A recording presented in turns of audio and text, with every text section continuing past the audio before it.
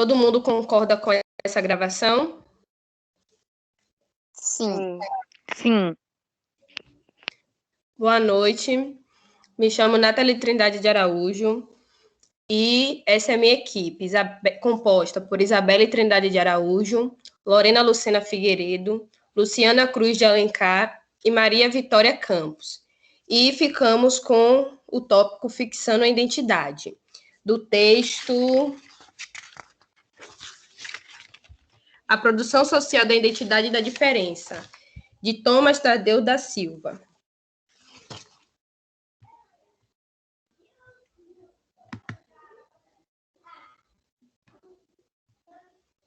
A orientadora Nicoletas Mendes Martos.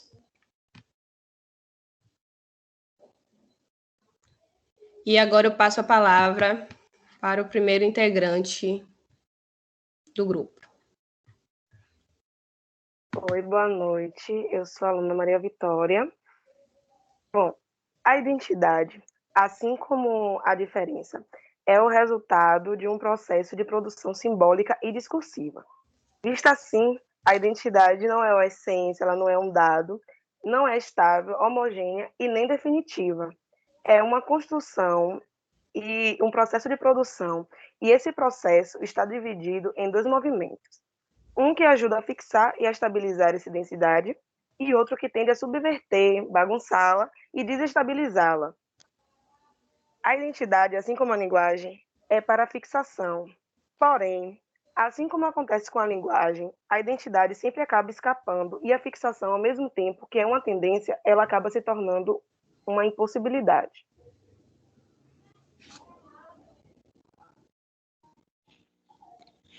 Boa noite. Vou dar continuidade ao que minha colega estava falando. Conforme o exemplo do outro texto que lemos, que é Os Nomes dos Outros, de Silva dos Chartres e Carlos Xiscle, que fala um pouco da alteridade, que nos remete a essa parte do texto fixando a identidade. A alteridade, para poder formar parte da diversidade cultural, abre aspas, bem entendida e aceitável, fecha aspas, deve desvestir-se, desracializar-se, dessexualizar-se, despedir-se de sua marca identitária, ser como os demais. Se olharmos essa imagem, podemos ver o discurso colonial e sua relação como conceito de fixação na construção e invenção da alteridade para os indígenas. Para Couchet, a imposição da diferença significa mais a afirmação da única identidade legítima do grupo dominante do que o reconhecimento da especificidade culturais. Se analisarmos, este é um ponto mais problemático na medida que é necessária negar a diferença para afirmar a positividade e a normalidade da identidade. Bem como a identidade não é fixa, o outro é necessariamente diferente. Dando continuidade ao que a colega Luciana falou, no texto de Tomás Tadeu da Silva, no segundo parágrafo do tema do tópico Ficção e Identidade, ele vem trazendo a temática do pós-estruturalismo, que é a teoria social-cultural e social pós-estruturalista. E essa teoria tem percorrido diversos territórios da identidade, com o objetivo de tentar descrever e explicar os processos que tendem a fixar essas identidades. O pós-estruturalismo sucede os movimentos estruturalistas, que ocorreu por volta da década de 60, 70, com o surgimento dos movimentos sociais, como o movimento iluminista, o movimento hippie, o movimento punk, que eram considerados movimentos contra a cultura, ou seja, manifestações culturais consideradas marginais, pois essas manifestações iam contra os movimentos hegemônicos.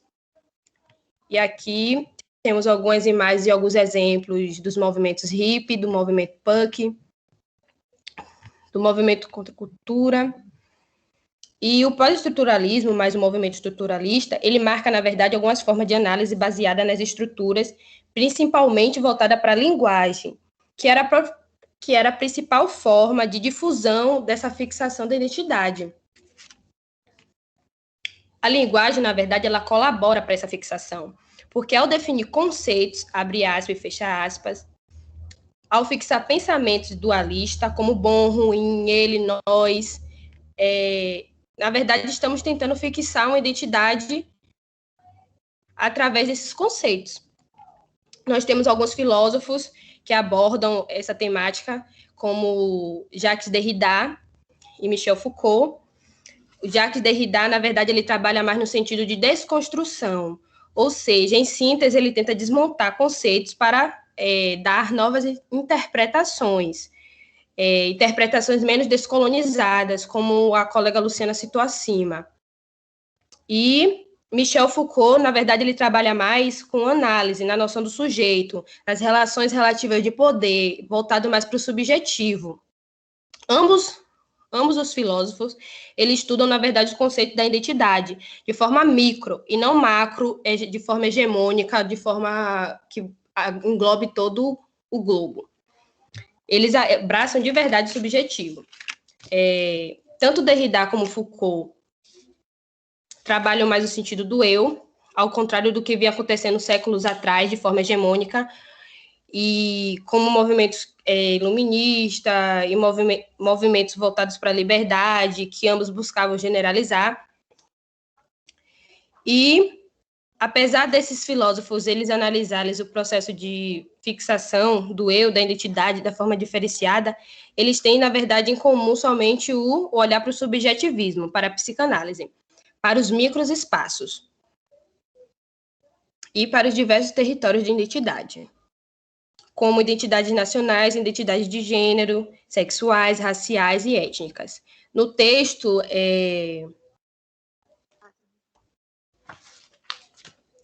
Thomas Tadeu da Silva, ele traz um exemplo, que é o exemplo biológico, que é muito usado, que, por exemplo, a gente utiliza do sistema biológico masculino para justificar a dominação masculina sobre a feminina, como se o sistema biológico feminino fosse inferior ao masculino.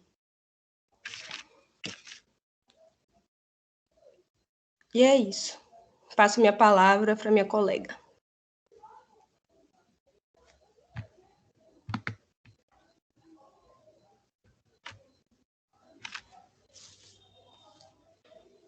Por favor, abaixa o slide. Desculpa, colega.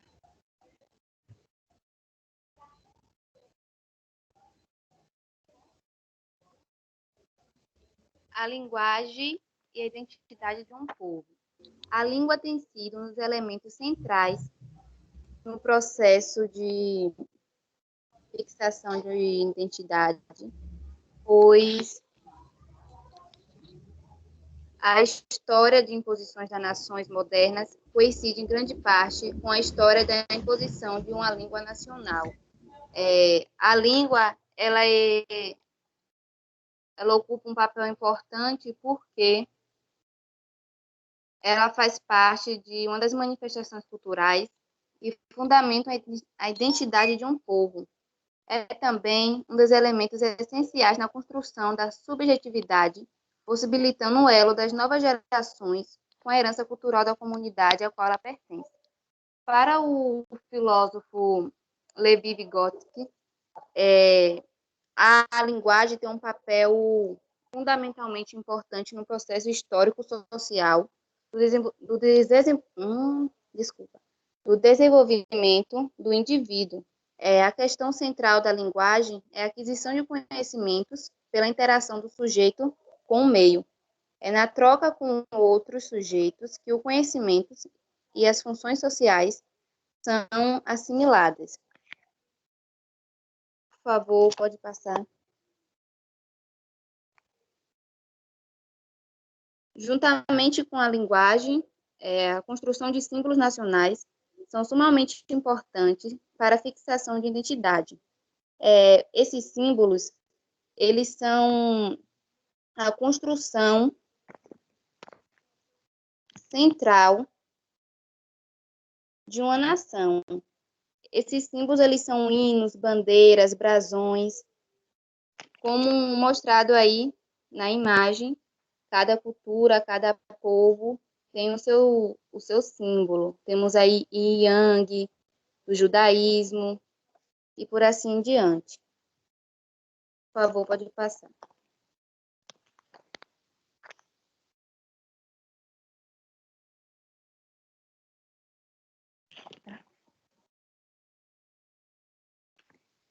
Entre esses símbolos, destacam-se os mitos fundadores.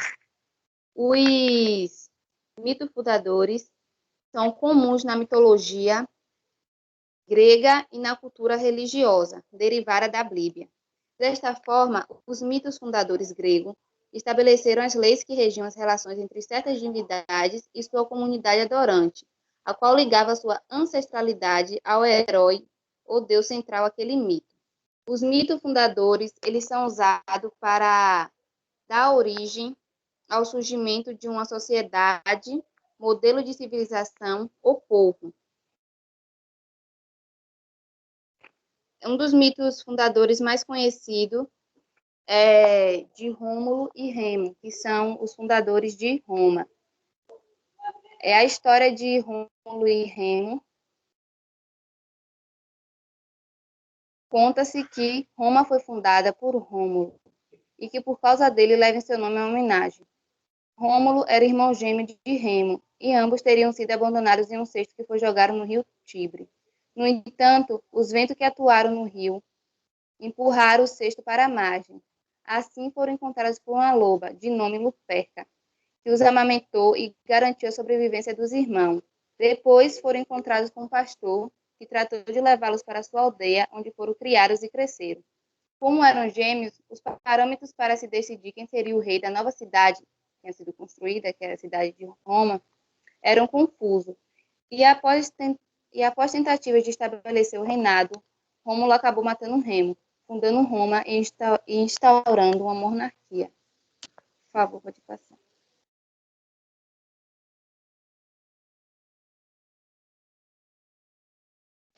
Lorena, você pode dar continuidade ao que eu falei sobre os mitos fundadores, que eu vou terminar com identidades culturais. Pronto, amiga. Sim. Em concordância com o que minha colega falou, né? A gente pode observar que os mitos fundadores assumem um papel fundamental no processo de moldar os padrões culturais de uma sociedade. E o que a gente acaba observando é que a história da nossa sociedade, né, é baseada em padrões sexistas, racistas e excludentes. Como o próprio texto cita o exemplo da inferiorização das mulheres e de certos grupos raciais, né? Uma coisa que a gente acaba percebendo também é que a gente vai reproduzindo esses padrões. A gente mesmo acaba cometendo esse erro. Vai reproduzindo, reproduzindo. E acaba fixando, né, o processo da diferença que é instalado no nosso meio.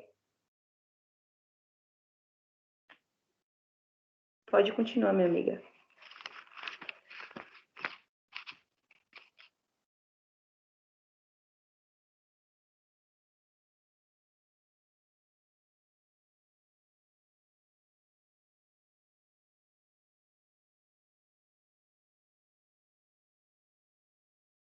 Isa, pode dar continuidade.